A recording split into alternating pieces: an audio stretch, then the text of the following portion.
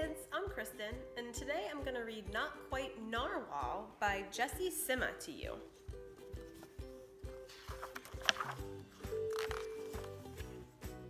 Kelp was born deep in the ocean. He knew early on that he was different from the other narwhals. His tusk wasn't as long as everyone else's. He had different tastes in food. And he wasn't a very good swimmer. But his friends didn't seem to mind, so Kelp decided he wouldn't either.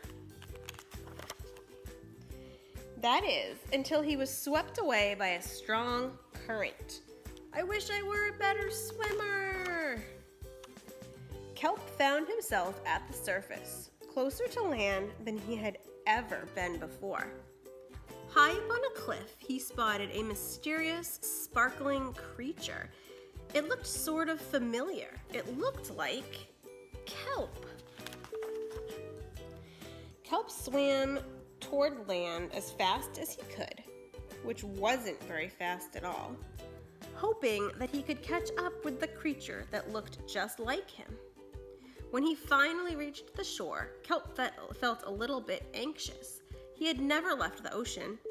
He was nervous about walking for the first time, but the land creatures made it look so easy. Oof, ow, it wasn't. Eventually, he got the hang of it. Everything on land was strange and beautiful, but also kind of scary. Kelp began to think he might never find the creature that looked just like him. But as he stumbled out of the forest, land narwhals actually were unicorns. And by the looks of it, so are you.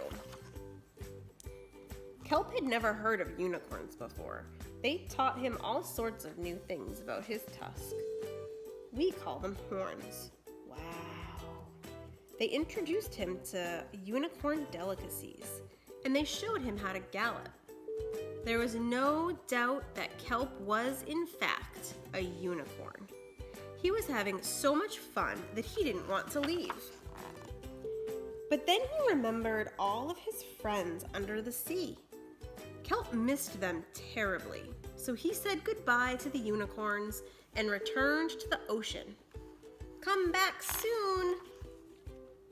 Kelp swam toward home as fast as he could, which wasn't very fast at all, hoping that the narwhals would still like him now that he was a unicorn. When he finally arrived, Kelp had butterflies in his stomach. Welcome home, Kelp! Kelp took a deep breath and told his friends the news. It turns out I am not a narwhal. Of course you aren't. I'm a unicorn. We all knew that. They took it quite well. Kelp was happy to be home, but now that he'd experienced life on land with the unicorns, he couldn't seem to forget them.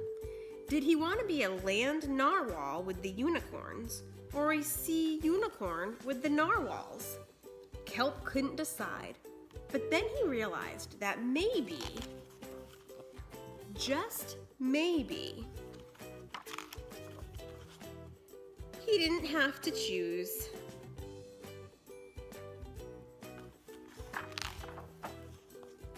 I'm a unicorn. The end.